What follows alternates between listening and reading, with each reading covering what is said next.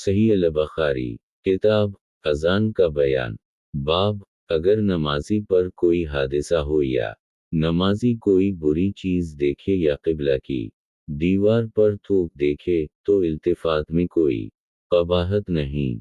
حدیث نمبر 753 ترجمہ قتیبہ لیس نافع ابن عمر رضی اللہ عنہ روایت کرتے ہیں کہ رسول اللہ صلی اللہ علیہ وسلم نے مسجد کے قبلہ کی جانب میں کچھ تھوک دیکھا۔ اس وقت آپ لوگوں کے آگے کھڑے ہوئے نماز پڑھ رہے تھے، آپ نے اس کو چھیڑ ڈالا۔ اس کے بعد جب نماز سے فارغ ہوئے تو فرمایا کہ جب کوئی شخص نماز میں ہو تو یہ خیال کر لے کہ اللہ اس کے منہ کے سامنے ہے۔ کوئی شخص نماز میں اپنے منہ کے سامنے نہ تھوکے۔ اس کو موسیٰ بن عقبہ اور ابن ابی رواد نے روایت کیا۔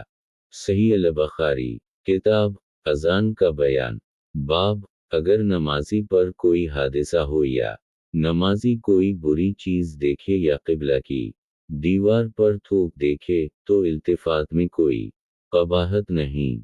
حدیث نمبر 754 ترجمہ یحییٰ بن بکیر لیس عقیل ابن شہاب انس بن مالک رضی اللہ عنہ روایت کرتے ہیں کہ ایک دن مسلمان نماز فجر میں مشغول تھے کہ یکایک رسول اللہ صلی اللہ علیہ وسلم کے سامنے آ گئے۔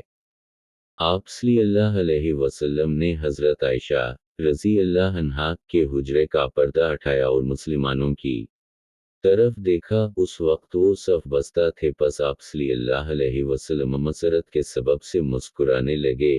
ابو بکر رضی اللہ عنہ اپنے پچھلے پیروں ہٹنے لگے تاکہ آپ صلی اللہ علیہ وسلم کے لیے امامت کی جگہ خالی کر دیں اور خود صف میں شامل ہو جائیں، کیونکہ وہ یہ سمجھتے تھے کہ آپ صلی اللہ علیہ وسلم باہر تشریف لانا چاہتے ہیں، اور مسلمانوں نے خوشی کے باعث یہ قصد کیا کہ اپنی نمازوں کو توڑ دیں، مگر آپ صلی اللہ علیہ وسلم نے انہیں اشارہ فرمایا کہ تم اپنی نمازوں کو پورا کر لو، اور آپ صلی اللہ علیہ وسلم نے پردہ ڈال دیا، اور اسی دن کے آخر میں آپ صلی اللہ علیہ وسلم نے وفات پائی۔